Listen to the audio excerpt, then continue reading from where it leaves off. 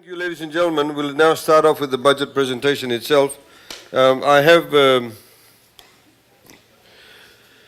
Permanent Secretary of Economy. She's just on her way down here, Makreta Konrote. I also have the Head of Fiscal Policy, Shiri Gandur, is here with me. We also have Kamal Gandur, who's the Head of, he's looking after planning side of things. And then we have Pankaj Singh, who's the Head of Debt, and Isoa Talamambao, who's the Head of actual budget itself. He's the person who looks after these books and sees how much money the respective ministries are spending on a daily basis and keeps tabs on that. Now, as I said, that the reason why I'm doing this presentation is because a lot of people wanted to know what was actually contained in the budget. So here to highlight to you, the main issue is that once I've done the short presentation, you can then also ask us questions as to why certain things are done, if you have any queries regarding that.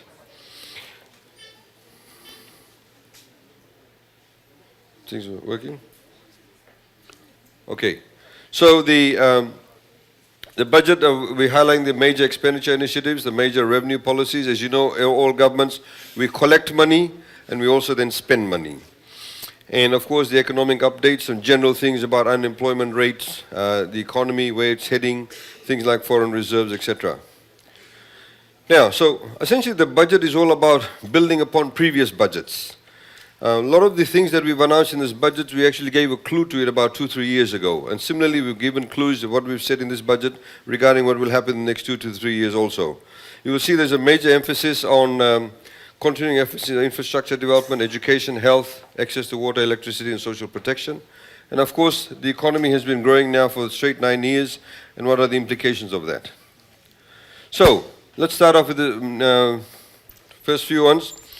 From the 1st of August, we are now, if you earn less than $30,000 a year, if you have a baby that's born to you, I'm talking about females, of course, if you have a baby that's born to you, then of course, you get $1,000.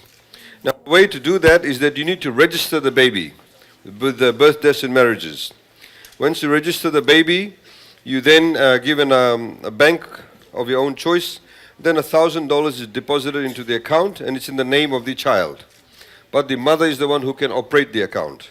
You can immediately access $500 for, if you want to buy diapers, etc., for the baby or whatever else you may need for the baby. The other $500 you cannot access until the child goes to year 1. And of course, you then need money for that. In the meantime, we've made arrangements with the bank. The bank won't charge any fees, but you'll actually get interest on the account. Now, what's the other reason we've done? Of course, we want to help families, low-income families, but we also want to create a culture of savings. In Fiji, we are terrible at savings. So we want to create a culture of savings. So, for example, when the baby turns 1 and some uncle comes along or auntie comes along and gives money to the baby, then hopefully you'll put the money into the account. So you're building up a savings for the baby itself.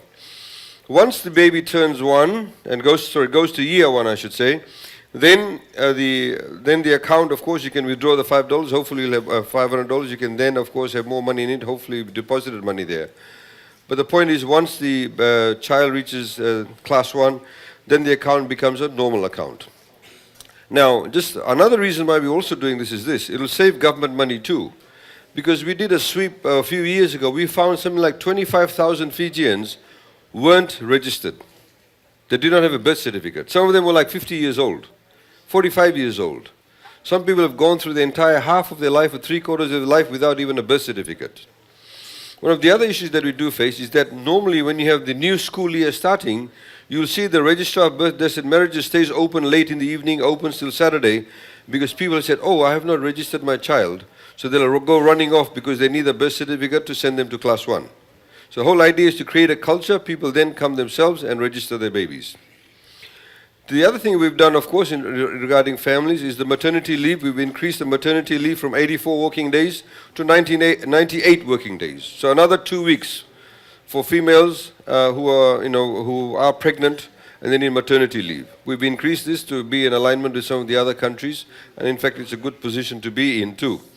As you know, that under the current laws, this has been there for a number of years, the first 3 pregnancies, you get 98 working days now. And after the 3rd one, then you get half. Now, the other one, of course, we've introduced for the first time paternity leave. So the fathers of babies now can take 5 days leave.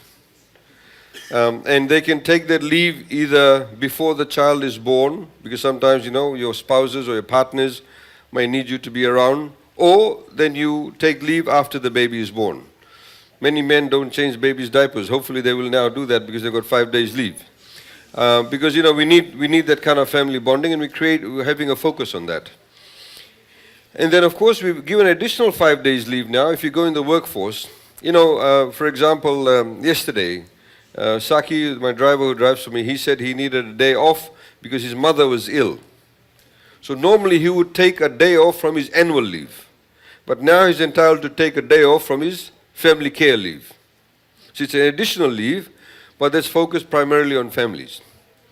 So, you know, you may, for example, be at work, your parents get sick, you need to look after them, or they've gone, you know, under emergency, you've gone to hospital, or your wife gets sick, your husband gets sick, your child gets sick. If you get sick, you don't take that, you take sick leave, right? Family care leave for others in the family. So it's the additional leave we've given, and when you get your annual leave, we want you to use your annual leave itself. Now, it was interesting because when we did the presentation in Suva at JJ's on Saturday morning, one of the CEO of the Fiji Employers Federation, he said, people will abuse this. They'll take it off in any case.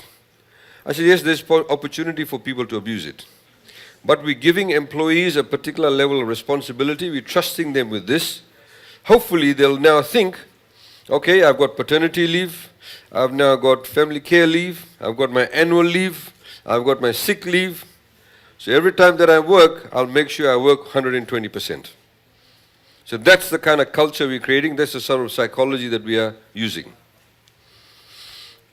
Now, of course, we know that the paternity leave and family care leave, you get obviously paid on those days, even when you take those days off, sorry. Your employer can get 150% tax deduction to help them on all the wages they've paid to you when you've taken your paternity leave and, of course, your family care leave. Of course, FNU won't have the opportunity to do 150% tax deduction, nor will we, because we don't pay tax. But it's for those people in the private sector, so it'll be increased budget spending for FNU, increased budget spending for us, because all the staff here from government, all the lecturers here now can take this leave. If their partners, are expecting, they can take that, but it means additional costing for them. Now, education this year gets over $1 billion. For the first time in Fijian history, we're giving about $1 billion to the education sector. You can see over here how much money is being spent in the education sector. 2004, they spent $270 million.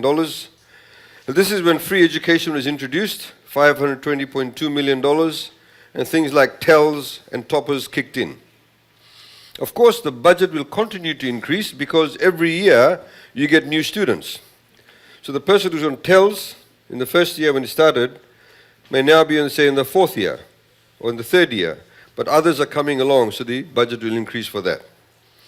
We then, of course, had the Cyclone Winston, where we had to put additional money for the rebuild of schools, and of course that's now continued this way. Now, how is that broken up? Let me show you. So out of that $1.035 billion, $535.4 million goes to the Ministry of Education. Ministry of Education, all of you have come from high schools. All your teachers' salaries, there's over 10,000 teachers in Fiji, are all paid by government. The free textbooks, the bus fares, the free milk, the administration of the ministry, all comes from here. We even give free transportation for people who go by punts. You know, some of the remote islands, we have to go to school. We pay for the punts to take them to school. So all of that funding comes from this $535.4 million. We give $123.8 million to higher education institutions, universities and other technical colleges, etc.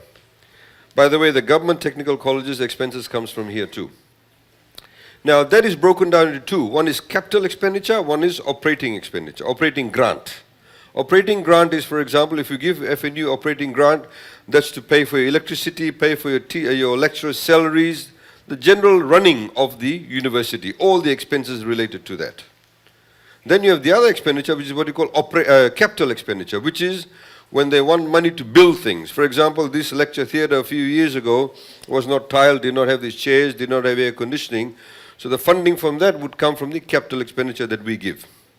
So operating expenditure, we give $123.8 million, of which higher education gets 123.8, of which 104.8 is operating expenditure.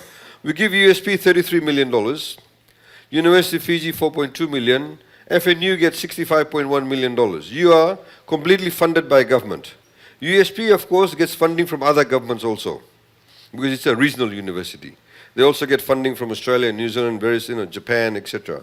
FNU depends completely on government funding. So we're giving you 65.1. A few years ago, FNU's operating expenditure was about 43, 44, $46 million. We've now increased it substantially because we want the university to pay better salaries to your lecturers, to attract better quality lecturers, and various other expenses relating to the university.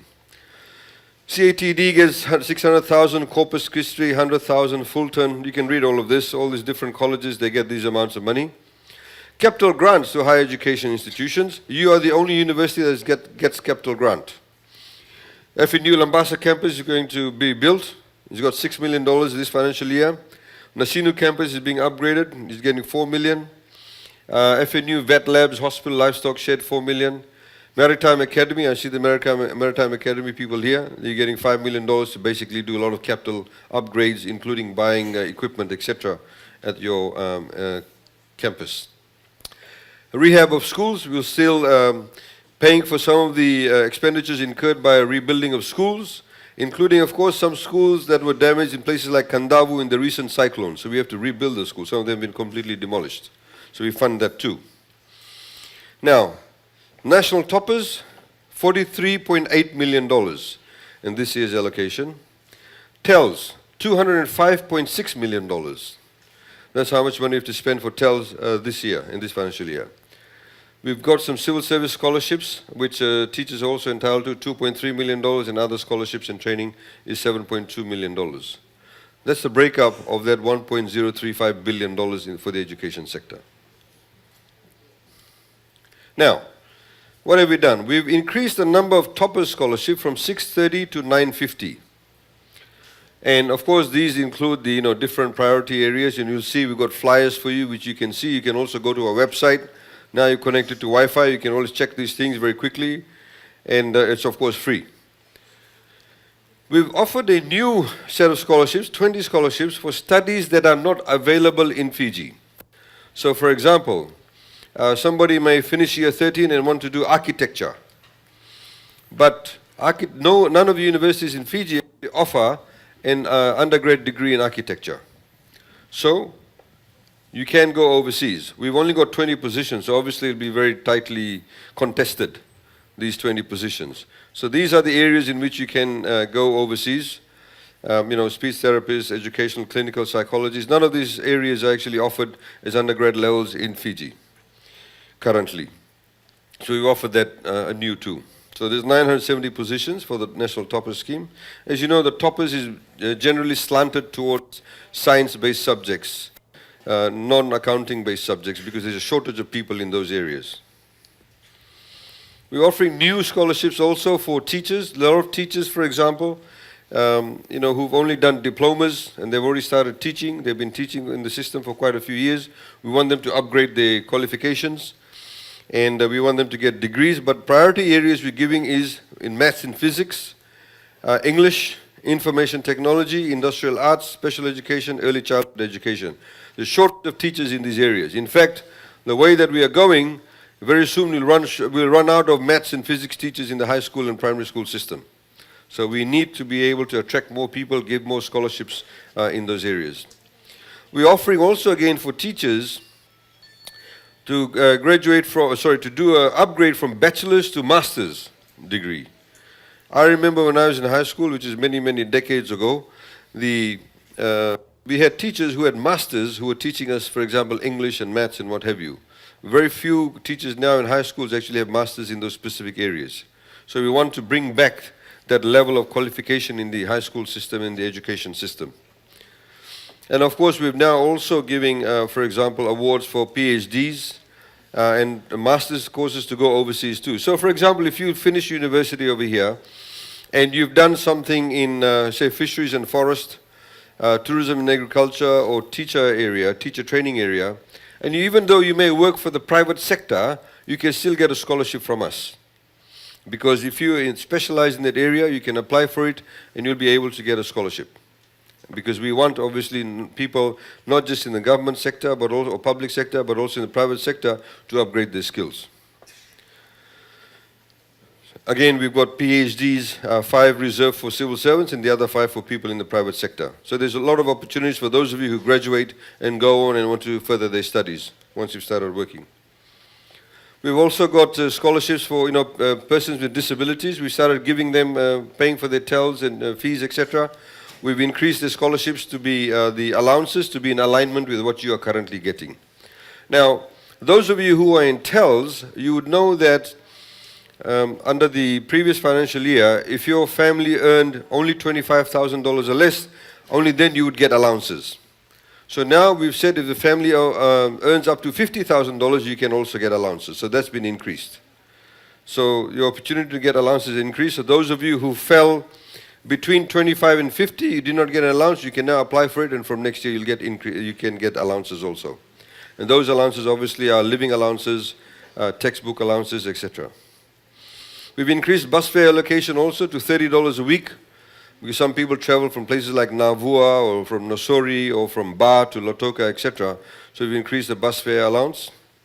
And also through your university, we've said that because there's a shortage of doctors, those students who already have, for example, have done pharmacy or have done science and are already working, they want to come and upgrade their degree to MBBS, then they can do so. So there's 30 positions that have been set aside at the Fiji School of Medicine, which is a school within FNU.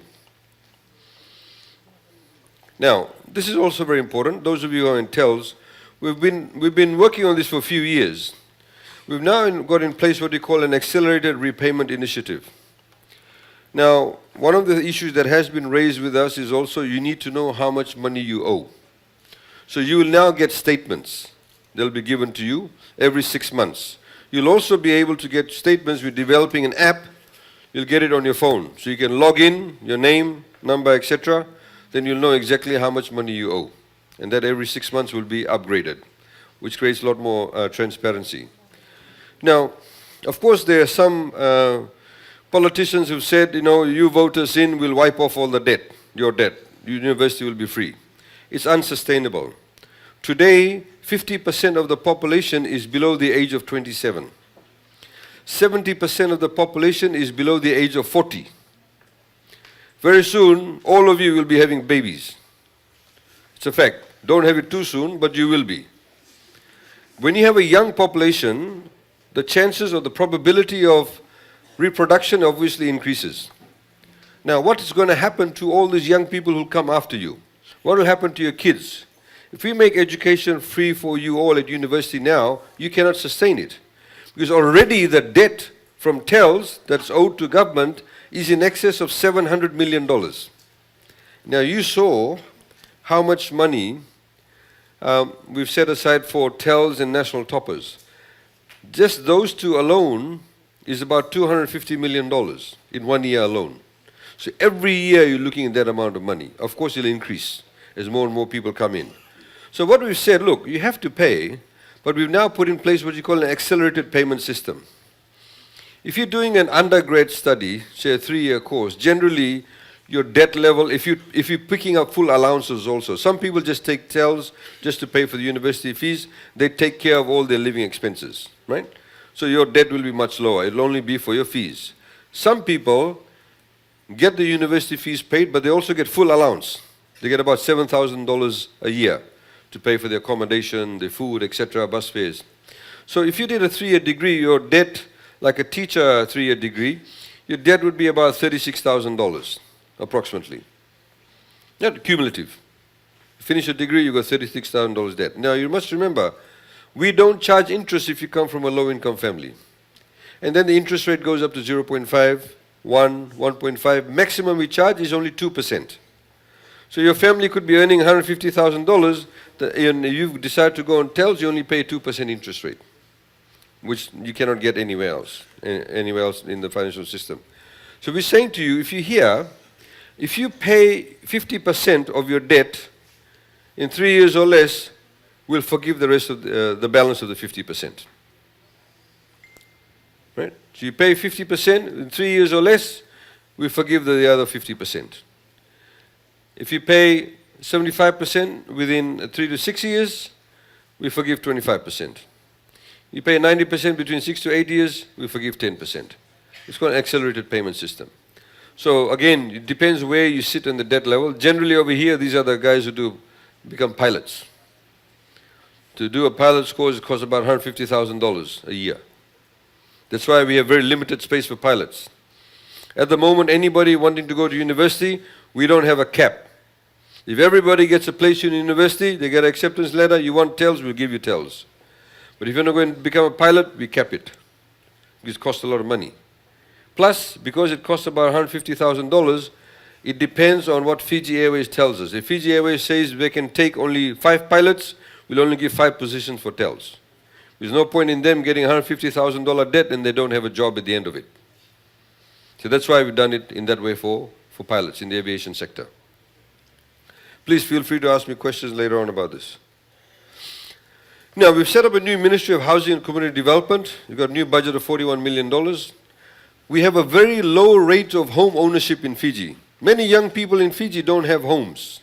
If you go to certain countries, when people come out of university, one of the first few things they do in the first few years of having a job, they're all geared towards buying their own house. Now, we want you to buy your own house. We want to make it easier for you to buy your own house.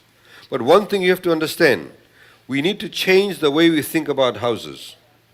At the moment, if somebody says to you, buy a house, you think of a block of land, you think of a house on the block of land. But no, that's not the only way. Buying your own house, your own asset, can be a big building with many flats in it and you own your own flat. That's owning your own house. And the cost of that is a lot cheaper. So you can have a 2-bedroom flat. You can have a 1-bedroom flat. You can have a 3-bedroom flat. Different price points. So we want to encourage people to buy that. And you'll see we're doing some developments in Davu Levu through Housing Authority and various other places. And we're also talking at the moment to FNPF to provide this type of housing available. So you come out of university, you've got a job, assuming you're earning $25,000, $30,000 is your first job. And then we want you to maybe say buy a 1st-bedroom house of your own. You may be single. You buy a 1st-bedroom house, you got your own asset. It's yours. Next time you want to borrow some money from the bank because somebody's died in the family or your sister's getting married or your brother's getting married, you need some money, you go to the bank, you can say to the bank, I've got a flat. Please lend against this flat. Most people now, when they want to get personal loans, they can't get it from banks because they don't have an asset that the bank can mortgage. So what do? They go to the money lenders, which is not a good thing to do. I have seen footage, as I've said before in these presentations, when you get your money in your accounts, assuming you get paid, normally you say if you get paid on a Thursday, the money hits your bank account around about 3 a.m. in the morning. That's when the banks transfer the money. And what you'll see around about 4 a.m., some guy in a hood getting out, I've seen the footage, they have this many ATM cards, they've got all the PIN numbers, they're taking out the money from the accounts. These are the money lenders. Because the money lenders, when they lend you money, they ask you for your ATM card. That's their form of security. So we don't want to do that. We don't want you to be in that position. So we're doing a lot of work in that area, but we've also got some new initiatives. This has been there for a while, but we've broken it up now. So if you earn less than $50,000 a year, if you build your first home, we give you $15,000 grant. You have to go through a bank though. So you go to a bank, you say, look, I've seen this flat or I've seen this place, I want to build a place, I want to borrow $50,000. The bank approves it, they said, okay, you're earning this much money, you can do the repayments. And you say, by the way, I want to apply for the government grant. You fill out the form, it comes to your housing authority. As long as they have the assurance that the bank has approved your loan, you'll get $15,000 credited to your account. It's a grant, you don't have to pay us back. We just want you to own your own house. Because more people own their own house, less dependent they also become on each other, less dependent they become on government. But it also increases the growth in the economy. See, when you build a house, When you build a building, you need somebody to dig the foundation. You need somebody to lay the steel, somebody to lay the bricks, somebody to do the painting, lay the plumbing works, do the electrical works, put the roof, put the fan, all of that. That means all these different types of people get employment. They get money in their pocket, they go and spend, and the economy moves. So construction is good. So that's what we're encouraging. We've said over here also that if you buy your apartment from an approved developer, instead of giving you $10,000 because you're purchasing a home, we'll give you $15,000. So if FNPA, for example, builds a whole heap of starter title apartments, and you go and buy one of those, we'll give you $15,000 instead of $10,000. Now, those people who earn between $50,000 and $100,000, they also qualify, but they get lesser amount. You can see over here, you get $15,000, they get 10, you get 10 here, you get 5 here. Now, we've also set aside some money for if you want to buy your first land. Normally, this is to do with leases. So a lot of people, for example, they've got TLTB, may be able to sell them a lease for $15,000, $20,000. So you want to buy the lease and you do the lease repayments.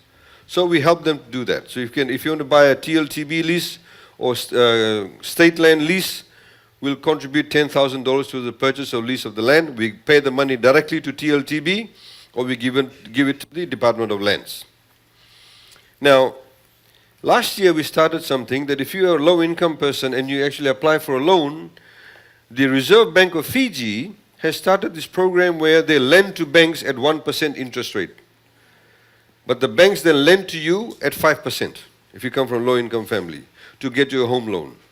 So some banks, for example, are lending at 4.2%. What we have said, if you're one of those people, we'll contribute another 1% towards the interest repayments. So if you're paying 4.2, under this scheme, you'll pay now 3.2 for 3 years. So it makes it easier for you. So less repayment amounts for you to encourage you to buy these homes. We've also got $750,000 covering for the cost of land surveys. There are many places in Fiji where people actually they're living on land. For example, Vaka Vanua arrangements or informal arrangements, and the TLTB said, okay, we'll give you the lease as long as the land is surveyed. So a lot of them have not got the land surveyed. Like if you go down to Vudi in Nosori, a lot of people have been living there for years, but the land is not surveyed. Because once it's surveyed, then of course they can get a proper lease. Then they can go to the bank, mortgage the land, build a proper house, concrete home, etc. So you've got $750,000 set aside for that, to help people to regularize their lease and land title. Social housing, this is the rural one. We're working on this policy now to sort that out, 1/3, 2/3. And of course, we continue with the issuance of proper leases to Fijians living in informal settlements. In a lot of the squatter areas we are developing so people can get proper title. You can see there's a huge focus on homes and getting sort of some kind of stability around families. Now, I'll just put this away. Now, at the moment, for example, if one of you wakes up in the morning and you get sick, if you're not feeling well, maybe you've got the flu, there's a cold weather, flu is going around. Now you say, I need to go and see a doctor. Now you're a student, you cannot afford to go and see a private doctor. So you go to maybe the health center here in Samabula, or you go to CWM hospital. So you wait in the queue. Sometimes it can take a couple hours. Now, what we're going to do from next year is going to change that, as they do in other countries. So from next year, from the 1st of Jan, if you don't feel well in the morning, you've got the head cold, you will go to your local private doctor in Samabula. There's a few doctors here. You'll go to them. They'll see you, they say, okay, yes, you got, temperature, I'll give you some antibiotics, right? So you get the antibiotics, you go to the pharmacy, you get the antibiotics. That's free. Now, who's going to pay for that? You're not going to pay for it. What we're saying, you're not going to pay for that. We'll pay for that. That is to reduce the queues at the public hospitals. Because if you go to places like Australia, in fact, in places like Queensland, if I have the flu and go to the public hospital, they'll send me away. They say, you go and see a private doctor. Public hospital does not see those kind of cases. They see what we call complex or serious medical cases or emergency cases. If he's at home and he chops off his finger by mistake, he's half dangling or he's got a deep gash, then he goes to the public hospital. He does not go to the local GP. So the whole idea of this is that if you're here at this campus, you're studying for the next 3 years, there's one doctor you always go to, you develop a relationship with the doctor. So he or she knows your medical history. That's the way to do this. That's how modern medicine is run in public systems. Now, obviously, who's going to pay for it? Government has to pay for it. Where will we get the money? I'll tell you where we'll get the money from. At the moment, you see, all these things have to be paid for. At the moment, all employers in Fiji, by law, have to pay 1% of the salary bill to FNTC, called the FNTC levy. So we even pay 1%. Whatever salary bill we have, I think our salary bill is about $1 billion. That's how much money we pay to civil servants a year in salaries. 1% of that goes towards the to FNTC. All employers in Fiji do that. So at the moment, we collect $21 million a year from the FNTC levy, about $21 million. So, from the 1st of Jan, that FNTC levy they'll continue to pay, but 50% of that we'll use to pay for the GPs, approximately $11 million. So it's no additional funding coming from the budget itself, but we've just changed the permutation. So the 1% FNTC levy will continue to be paid, but 50% of that we'll use for the GPs. Now, 40% of that we will actually use for workers' comp. At the moment, as the law is, we've just changed the law. Previously, so if you're assuming one of you, this young man over here, working at the through the Maritime Academy, assuming they're working in a ship. And at the moment, if they're working in the ship, and they fall down, and one of them, he falls down awkwardly, and his arm gets chopped off. Or he puts his hand in a machine, the finger gets chopped off. Now, that's workers' compensation. By law, the employer is supposed to have workers' compensation insurance. Supposed to have workers' compensation insurance. A lot of the employees in Fiji don't have it.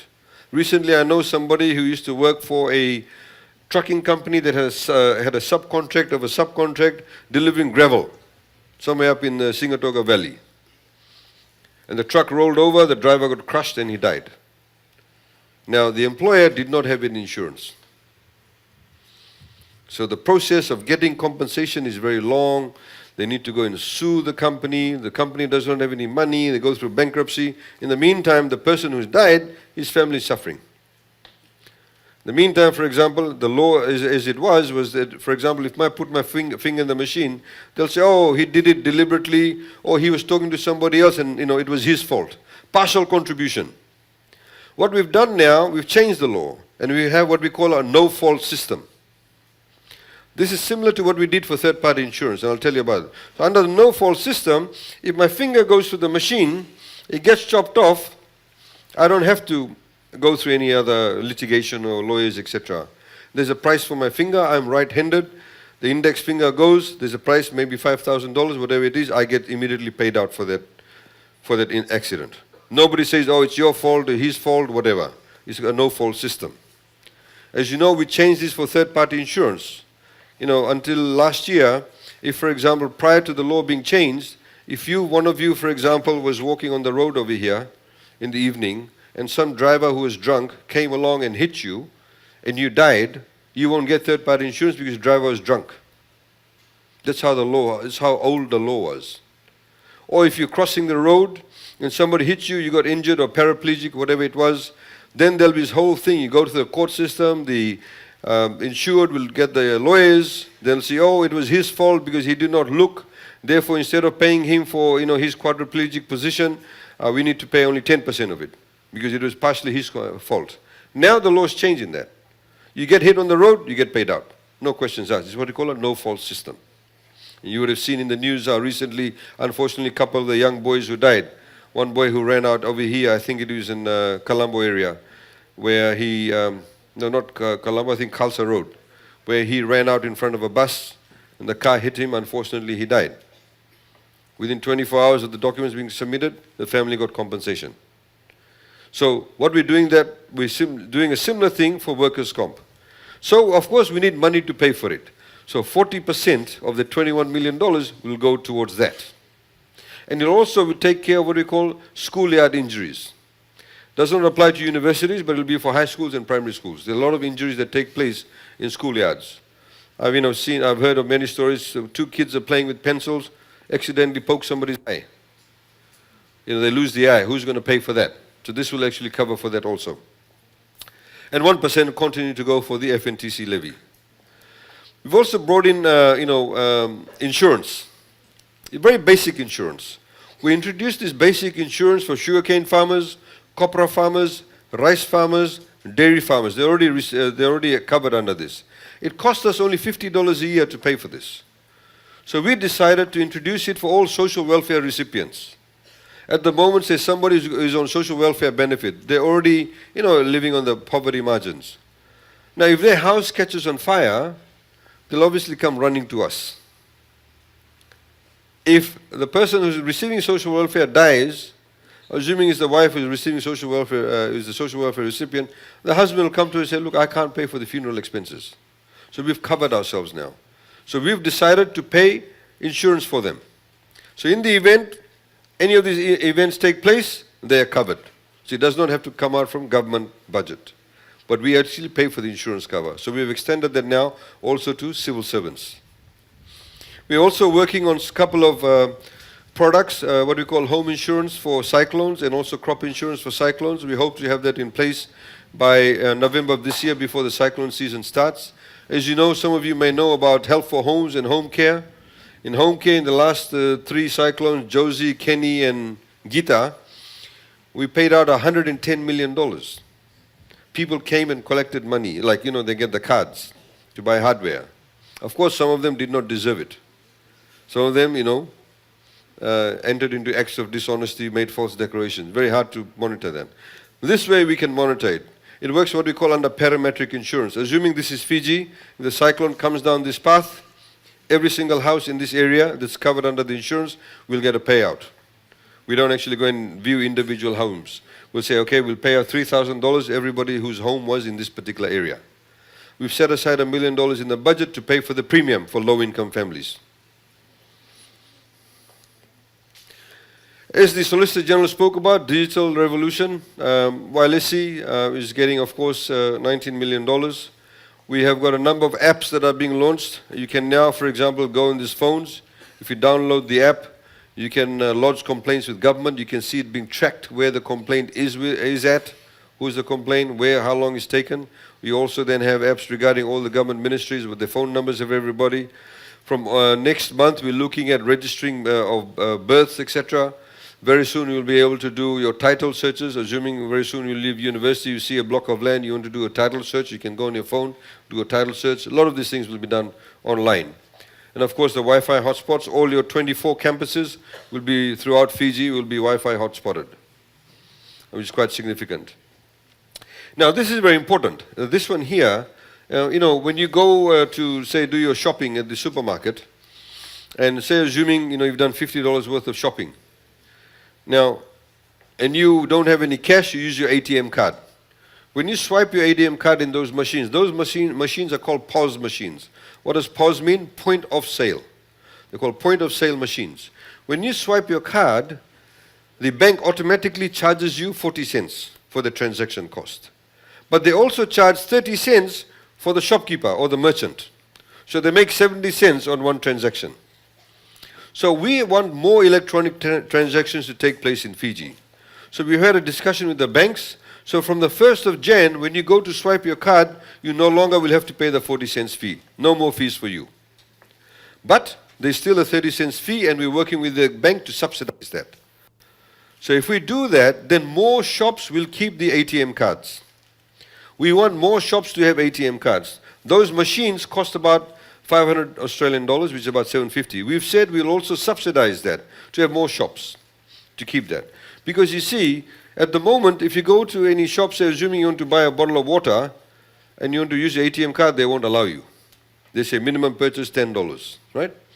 So I can walk to a shop in New Zealand and buy a bottle of water with my ATM card. We want that to take place in Fiji. Because it's easier for you, you don't have to carry cash, you don't lose cash then. And now a couple of other things is when you have electronic transactions, the money stays in the system. So assuming I've got an ANZ card, right? I have an account with ANZ. I go to this shopkeeper, I buy $100 worth of groceries. When I swipe my card, when the money gets paid from my ANZ account into his, say he has a Westpac account, into his Westpac account. So he does not have to go to the bank to deposit the money is already deposited. Number two, the money stays in the banking system. When the money stays in the banking system, that means that banks have a lot of cash. When the banks have a lot of cash, that means the cost of getting that money is cheaper. In other words, when you go and take out a loan, the interest rate will be low. If more people keep on taking out money, physically taking out money, the amount of cash in the bank system will be less. So cash is hard to come about. So the banks put up the interest rate when they lend you money. But if the cash continues to stay in the system, then the interest rate will be low. So it makes it easier for you to get cheaper loans. So that's one of the reasons why we're keen on this. Of course, we have more electronic transactions. We know how much the shopkeeper is making every year, so we can he pays the right amount of tax. That's also very important. If everybody pays the right amount of tax, we can improve your university also. We get more money to do so. Now, improving health and medical services, of course, we're putting up new hospitals and a lot of upgrades. Our kidney dialysis treatment subsidy, we're setting up 2 kidney dialysis centers. We pay 50% of the cost of a dialysis treatment if you earn less than $30,000 a year. Dr. Krishnan, who's the only nephrologist in Fiji, has said there's approximately about 600 people that may require kidney dialysis treatment. But let me tell you, there are literally thousands of people in Fiji who have a much bigger problem, and that is cardiovascular problem, heart disease. More people die in Fiji of heart-related problems because of our lifestyle change. We all like to eat McDonald's, don't exercise, eat a lot of sweet things. And also, of course, diabetes is an issue too. Free medicine program will continue, but now the pharmacies will actually stock the goods. They'll give us an invoice. We're entering into a public-private partnership for Ba and Lautoka hospitals. We've identified these 2 hospitals. Essentially what this means, we're going to outsource it, and the hospital that comes in together with FNPF has to provide 24/7 open heart surgery. If any one of us has a heart attack at the moment, there's not a single Fijian doctor that can do an open heart surgery in Fiji. Not one single doctor, because nobody's been trained in that area. You need to invest in our doctors. This is why the doctors initially received an 80% pay rise. They've now received another further pay rise. So we want to train our doctors. And of course, in the meantime, we need the foreign doctors to come and carry out the surgeries. One of the requirements is that also they will provide chemotherapy. A lot of people have also cancer. So chemotherapy, oncology. And the other requirement is they'll build a new wing at Lautoka Hospital. And in that, they have to build new operating theaters, where people can view, like students who at FSM can actually come and view the surgeries taking place. In that way, you build the capacity of our doctors. And of course, I talked about the GPs. Very quickly, sugar, of course, we're continuing with the subsidy with the sugar. The main point about sugar cane is that we're interested in what you call input cost. See, a lot of people are coming around saying, don't worry, we'll give you $100 a ton, for your sugar cane. But if it costs you $90 a ton to produce the sugar cane, you only have a $10 margin. So what we're looking at is reducing your input cost. So if we give a subsidy for weedicide, give subsidy for fertilizers, give subsidy for cane replanting, then even though if you may get $85 a ton, but the cost of your production is only $40 or $50, you're making a $25 margin. You're making a $35 margin. So that's what we are focused on in the input cost. The other thing we've done is also there's been a stabilization fund that's been created. So we've now assured farmers for the next 3 years, they'll get $85 per ton for sugar, irrespective of whatever the world market price is. So the world market price, if for example, if it's $50, they'll still get $85 because we'll fund it through the stabilization fund, and that funding is coming through FSC and also through government. Ministry of Agriculture is going to increase funding, $96.8 million. This is creating the local goat meat industry, which is very important. Most people in Fiji eat goats. It's a lean meat. It's a good meat. But we don't actually have an organized structure to goat meat. Like today, chicken meat is organized. And if you want to eat chicken, you don't go to the farm and buy the chicken and kill it. You go to the supermarket and buy the frozen chicken. Only 2 companies have done that. In fact, one company did it initially. It was Crest. If tomorrow Crest shuts down, we have to buy our chicken from New Zealand. We are today self-sufficient in chicken meat because of Crest and Rooster now to an extent. So what we want to do is a similar thing with the goat meat industry. We want you to be able to go to the supermarket and buy a frozen goat or chilled goat, whatever the case may be. And we need to create that level of expertise. You see, Crest does not own all the chicken farms. Crest farms it out. They go to villages, they go to farmers, they'll go to them and say, look, I've got 500 chicks, 2-day-old chicks. I'll give this to you. You give me back full-grown chickens in 36 weeks or 34 weeks, and I'll pay you this amount of money. It's a good source of livelihood for a lot of farmers. A side income for them. So we can do a similar thing with goats. We've got one farm between Ba and Tavua that's got 1,000 goats. Now they want to start having an abattoir so they can start supplying meat every day to the supermarkets. That'll mean we'll use less imported meat. Maybe don't eat less lamb chops.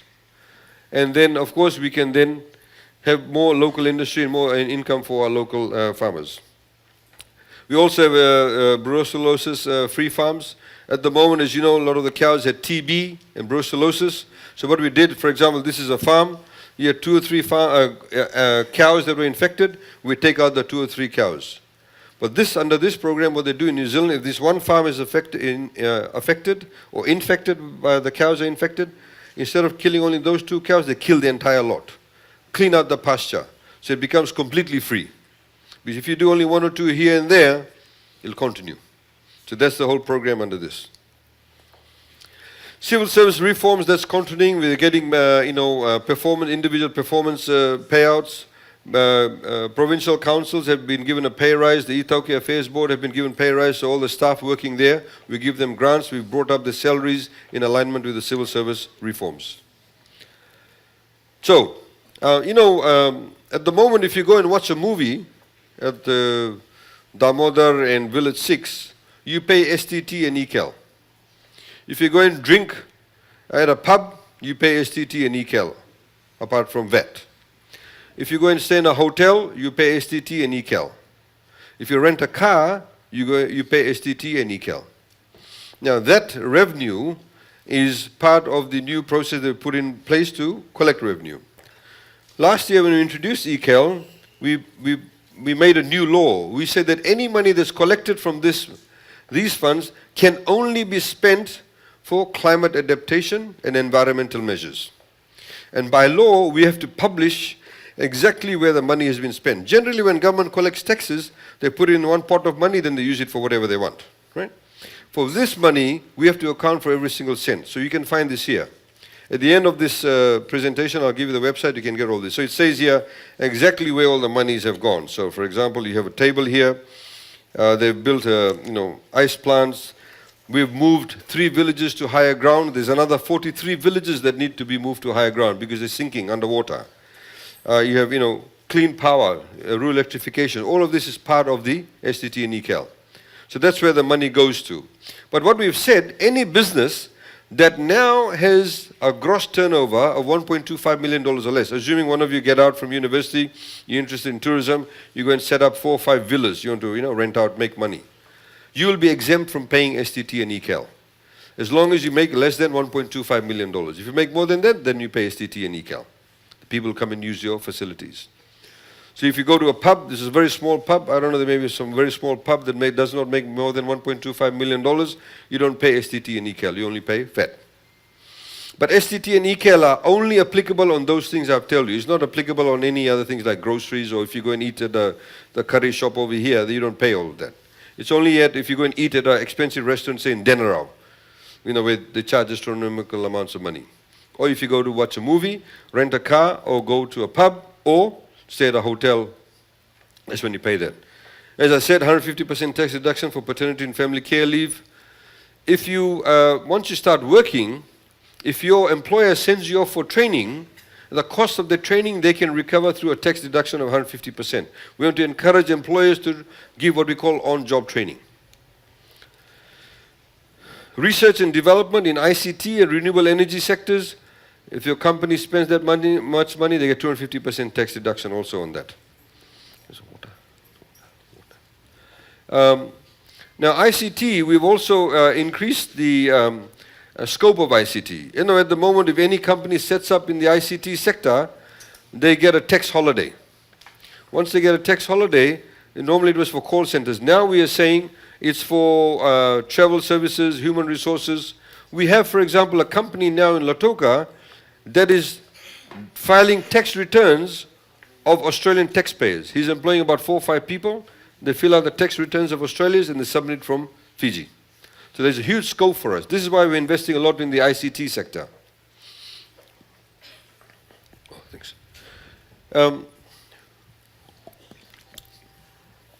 We've also provided tax incentive for those businesses that upgrade their building. If you go to Tapu's and you look down Cumming Street and Mark Street, you'll see how dirty and ugly the buildings look. A lot of the parts in the towns and cities. So we're trying to encourage them. If they upgrade their buildings up to $1 million or more, then they're allowed a 25% investment allowance. Fiji will be hosting the Asian Development Bank annual meeting for the first time ever. It's come to the Pacific next year in May. It's a big deal. 4,500 people will descend on Nandi for 1 week. So we'll be using university students. Some of you will be reaching out to you because we need people to accompany these people, show them around, be like the chaperone or chaperones. So if anybody wants to contribute towards that, if they give $10,000 or more, they get 150% tax deduction. Electric buses, we are working with the Asian Development Bank to get more electric buses, in particular in the urban centers. If anybody buys an electric bus, they get a 55% capital deduction. If you set up an electric charging station, you also get minimum capital investment qualifications. We're about to finish, and I'll very quickly come to it. So those of you who want to stick around, there'll be some important stuff. A few years ago, the duty, if you brought apples into Fiji, the duty used to be 32%. Then we reduced it to 15, reduced it to 5. Now we have zero rate of duty.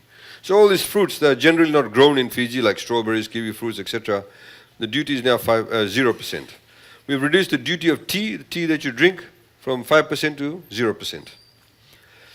Of course, we introduced a new excise duty on carbonated drinks, fizzy drinks, to stop you from drinking that or reduce your intake of that because a lot of diabetes.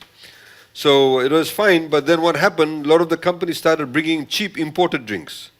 So we've now put a $2 duty on that. Cigarettes and alcohol, of course, has gone up by 15% with the duty. Plastic bag levy starts at 20 cents, already started. Now, plastic bag levy is only applicable if you go to a supermarket, a service station, and also a pharmacy. That's where you pay the levy. Of course, if you go to the market and you buy a bele or whatever it is and they put it in the plastic bag, they don't charge you for that. It's only in those places. But what you're saying now is that from 2020, we'll completely ban it. Ban use of what we call single-use plastic. So you're now given 18 months to take notice of it because you have a huge problem with plastic bags in Fiji, causing a lot of issues for us. I mean, many of you may not be old enough, but I remember when I was a kid, we never had plastic bags. So when you went to the market, you took your own bag. So we call it jholi. That's what they call it. So you took that. Or you have sacks, you make handles out of it. A lot of women now, women's organizations, they make these bags, reusable bags. So we can do that. A lot of countries have done that. Now, we have had a provision where if you cannot bring in cars that are more than 5 years old in Fiji, because we want to get newer cars in Fiji. But what we found is that many of the car dealers were bringing in cars that were like 4 years and 11 months, 4 years and 10 months. So it would be cheaper. And of course, then they charge a huge margin for that. So what we want to do to encourage them to bring in newer cars, we are saying that if you bring in cars that are 2 years or younger, then instead of paying 32%, you pay 15% duty. So we get newer technology. Of course, newer technology means more fuel efficiency, less carbon footprint. Similarly, with taxis, they also pay 50% of what you would pay, which is 7.5%. Very quickly, we're coming to the end. You see, this is how much our GDP was worth, gross domestic product. 1970, 0.2, 1%, 1 billion, 2 billion, 3.6, 5.6. You can see, because we've had 9 years of straight growth, our GDP is now worth $11.3 billion. Now, this is what we keep on talking about. When you have straight growth, consecutive growth, your value of the economy or the value of your country in economic terms grows consistently, and in fact in a substantial manner. Over here we had, 1 year it would grow, next year it would be in negative growth, 2 years it may grow, 1 year it may go in negative growth. But when you continuously grow, it creates also more jobs, creates more output, and I'll show you how. So you can see over here, from 2010 we've been consistently growing. Of course over here it was 0.4. Why? Because of Cyclone Winston. Cyclone Winston caused us $1.3 billion worth of damage. That's how big Winston was. Some of the places we are still rebuilding. That's how substantially detrimental that cyclone was. Not only killed people, but set us back from that perspective. But despite that, we still grew. As a result of that, I'll show you in the next slide what it means. But we are now also positioned to continuously grow for the next 3 years. What it means, it creates more jobs for you, creates more economic opportunities for you. And what is really critical, we need consistency in policies. If you have consistency in policies, then the marketplace feels confident that they want to invest. People know what the rules of the game are, the economic rules of the game. Once people know that, then they invest more freely. Then people spend more freely. As a result of that, unemployment has dropped to 4.5%. 40,000 jobs has been created in the last 5 years.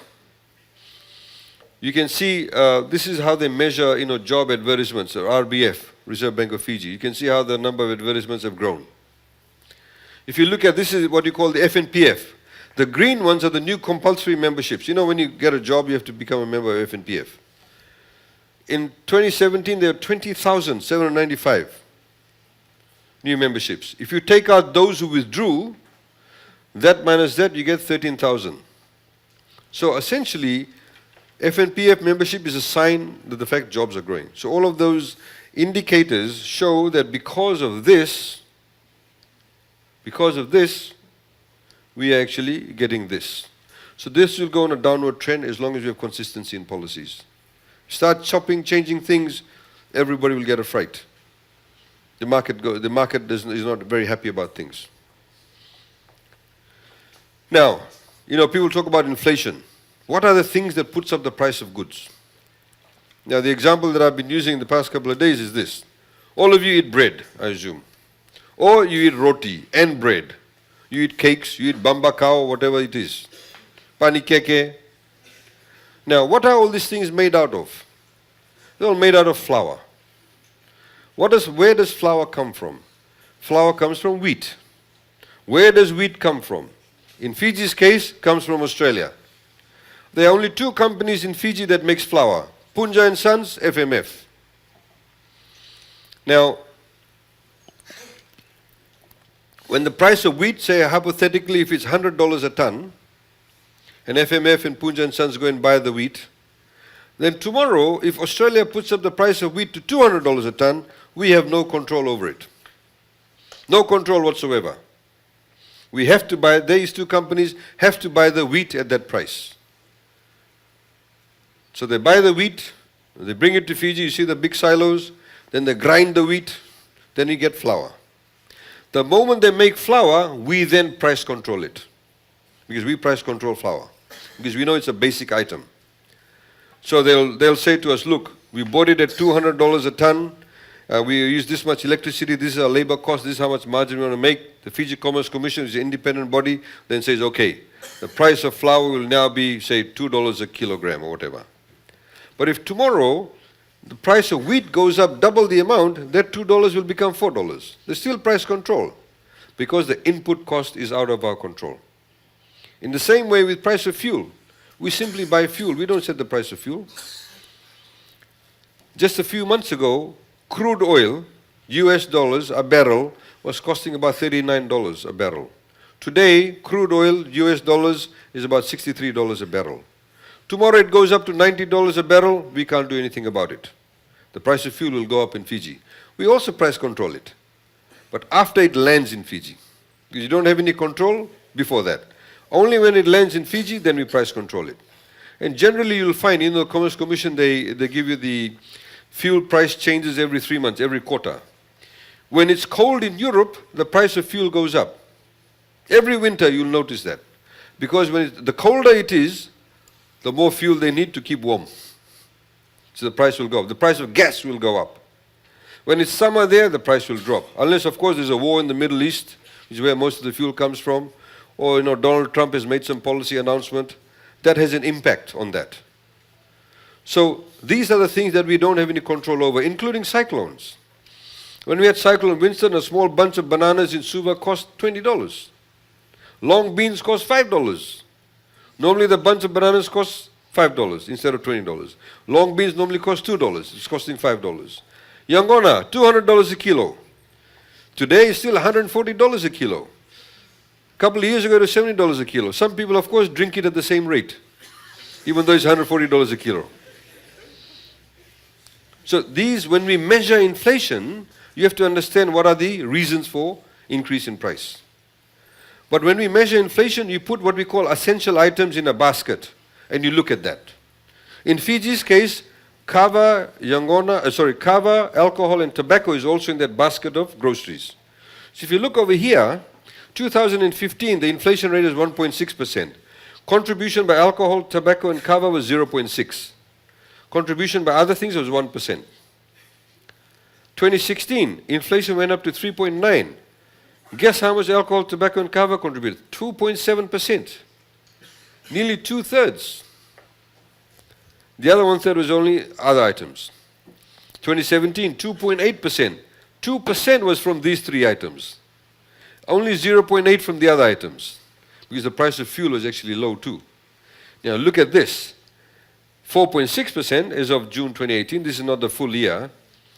1.7%, but 2.9% from other things. Of course, the permutation has changed because the price of fuel has almost doubled now. So that's why the cost of the inflation rate has gone up. Now, very quickly, foreign reserves, I've said this before, some of you may have listened to this before. Now, most of the things that we have in Fiji is imported. So, when we actually buy things from overseas, we don't buy it in Fijian dollars. We buy it in US dollars, Japanese yen, euros, Australian dollars. Now this young man, he's got these things here around his ears. If he's bought this, this is not made in Fiji. The jeans he's wearing is not made in Fiji. This bag is probably not made in Fiji either. It's imported, but they just put the logo of FNU. Right? I'm holding this thing here, this contraption, this pointer. It's not made in Fiji. This is not made in Fiji. This air conditioning is not made in Fiji. Somebody's got gel in their hair. That's not even made in Fiji. So when we buy these things, we have to have that much currency. So the international benchmark here, this is the number of months here. International benchmark says you should have at least 4 months worth of foreign currency to be seen to be healthy.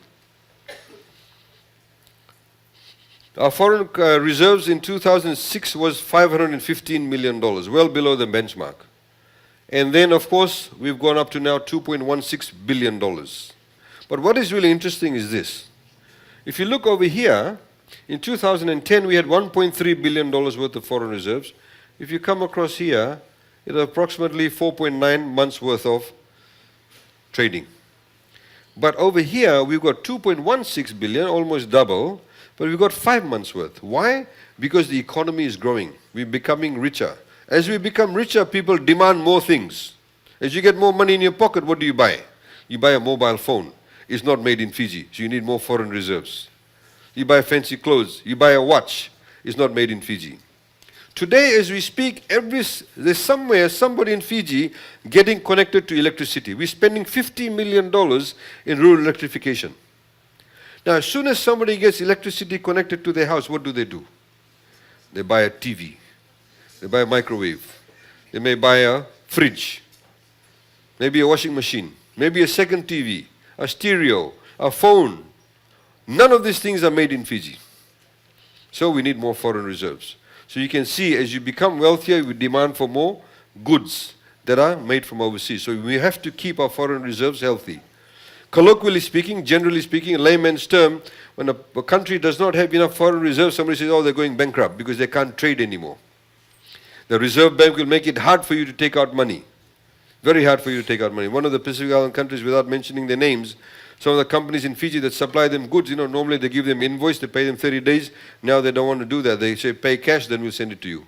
Because the Reserve Bank of that country does not let foreign currency out. You've got foreign currency issues. Now, debt. A lot of people love talking about debt without knowing about debt. What is the debt? Some people say, oh, our young people will have lots of debt. Let me explain to you about debt. There are two ways of measuring debt. One is as a percentage of your GDP. The other one is what you call in dollar terms. Right?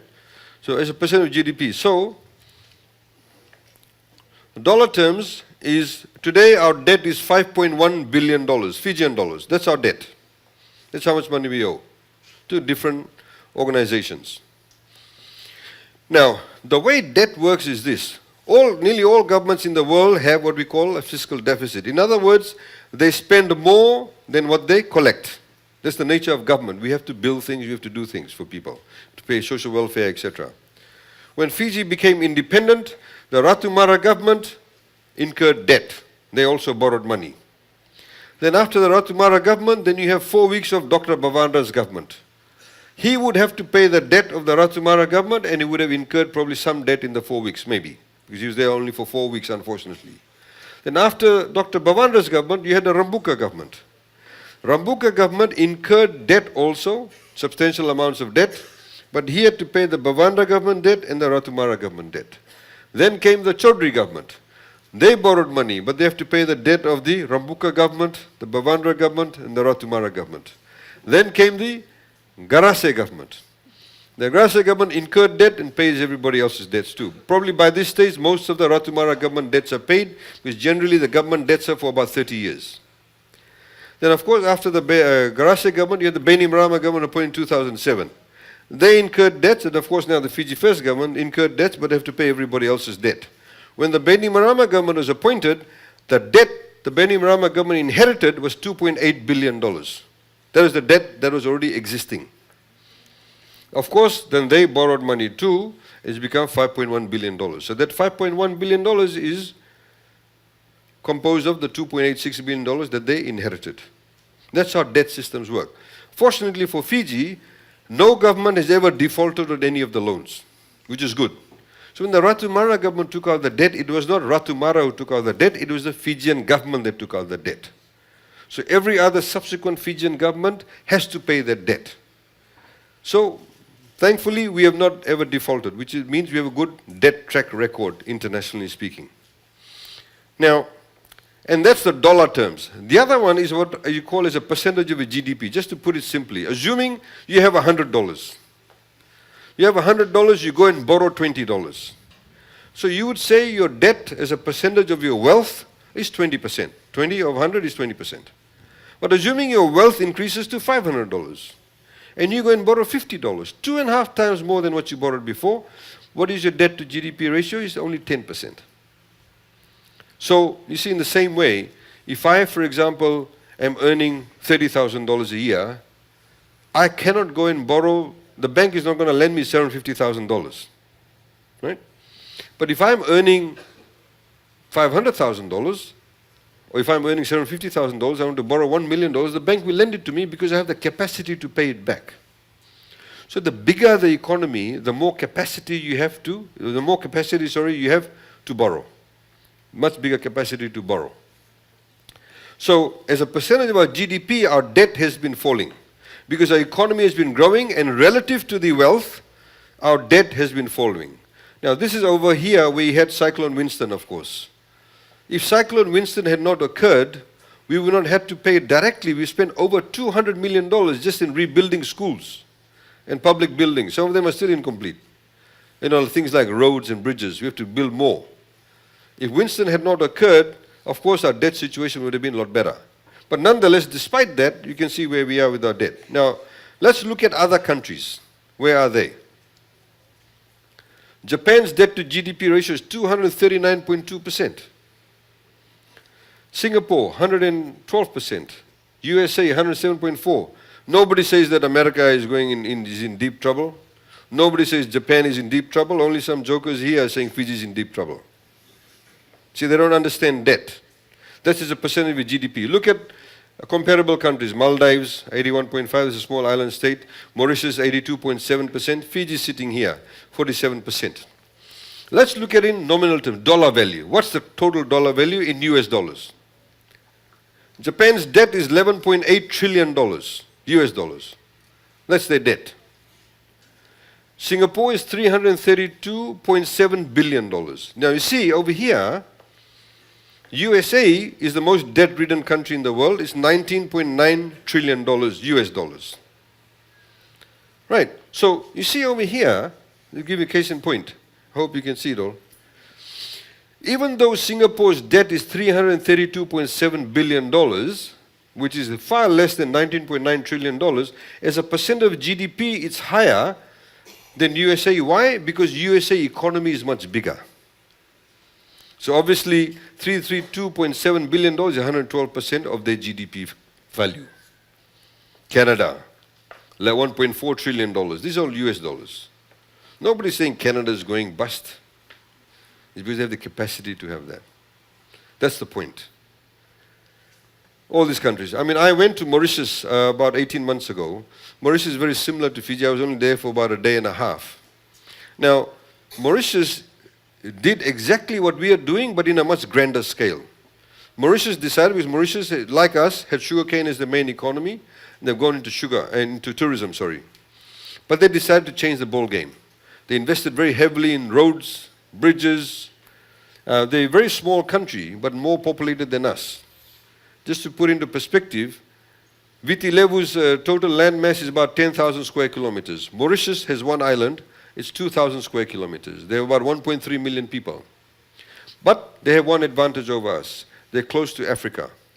Africa is the fastest growing continent in the world. Very young population base. But generally people don't have very good perceptions of Africa.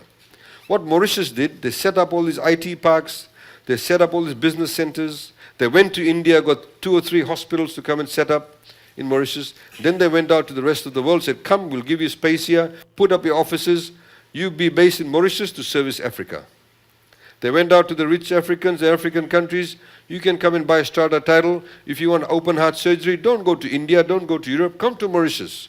We've got the hospitals here. We'll do that for you. By the way, you can have 1 week holiday after that in our resorts. They've done it well. They borrowed very heavily. They made a fantastic airport. They spent about $7.5 billion. That's their debt, 62.7%. But it's what you call good debt, because it's bringing them income. The same way somebody's setting up a shop over here, if he's going to invest in a big supermarket, he may incur lots of debt, but he knows he'll get lots of customers. The people who built Damodar City, they've taken out a debt. They've taken out a loan, but they know all of you will want to go there. So that's how they make the cash. So that's the debt situation, ladies and gentlemen. Of course, Fiji is sitting here, 2.47 billion US dollars. Look at Australia. They have 41.1% GDP, but their debt is $517.3 billion. Why is the lower percent of GDP? Because it's a much bigger economy. They're much wealthier than us. So obviously their capacity to take debt is much bigger. Now these are the debts. I think Rambuka was the one recently who said the Chinese are going to take over Fiji. So a lot of nonsense. This is the debt. See, we have 2 types of debt. We have debt that you borrow locally, and you have debts that you borrow from overseas. We like to keep a higher proportion of our debt in Fiji, because when you borrow more from overseas, you have more exposure. So we have a mix. 70% of our debt should be borrowed locally, 30% of our debt should be borrowed from overseas, plus or minus 5%.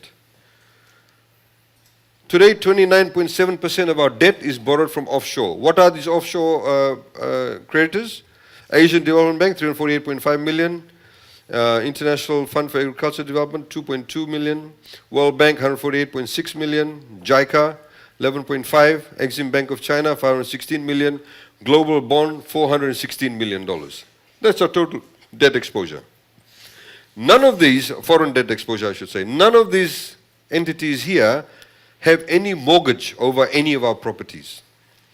Normally when these entities, they lend to a government, is what you call a sovereign debt. They simply have a government guarantee, that's all. They don't come and say, okay, we've lent you this much money, we're going to take a mortgage over your airport. or we're going to have a mortgage over your road. They don't do that because it's sovereign debt.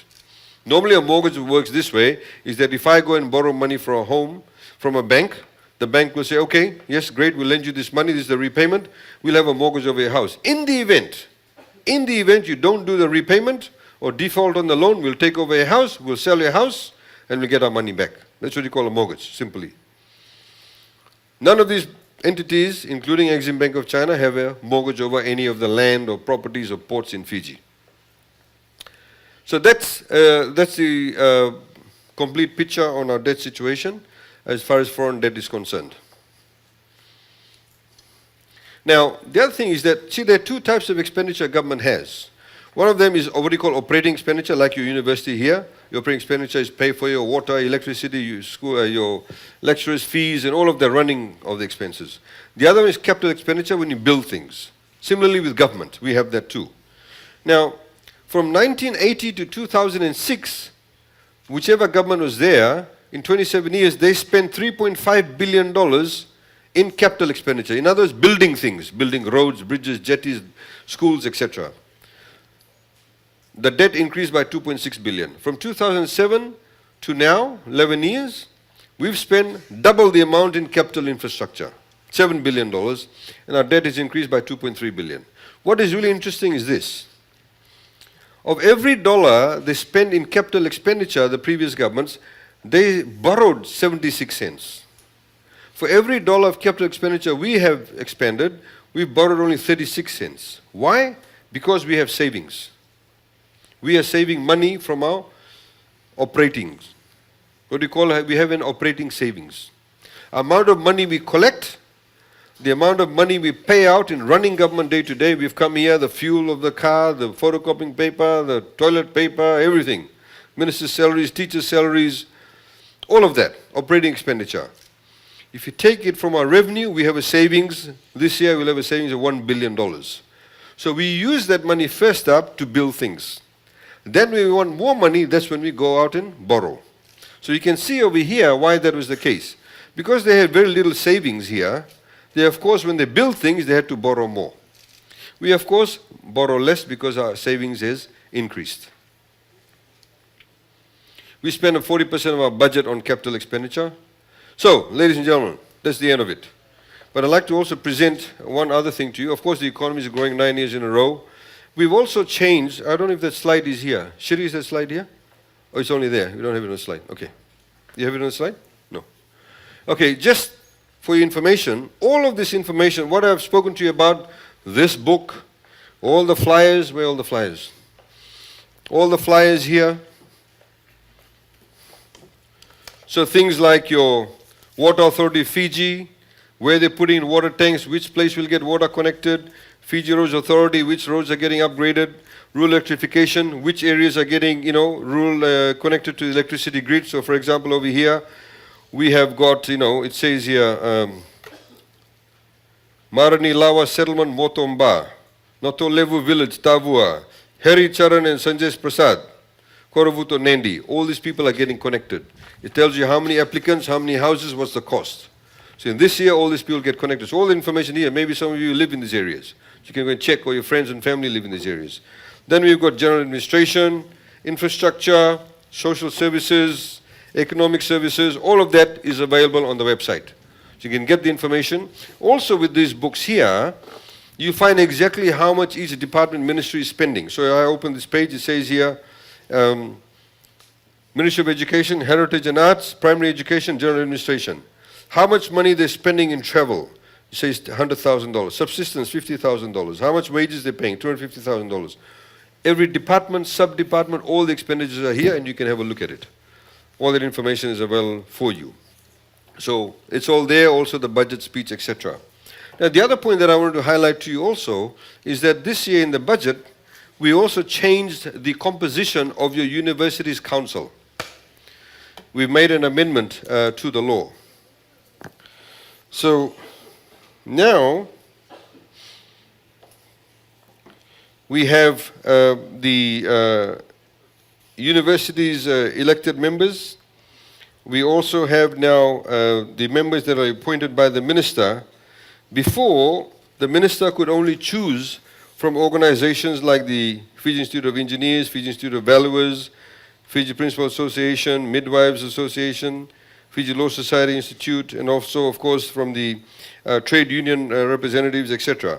We've amended that now, and essentially, because what used to happen, these organizations would send in their nominees and the minister had no choice but to appoint these people.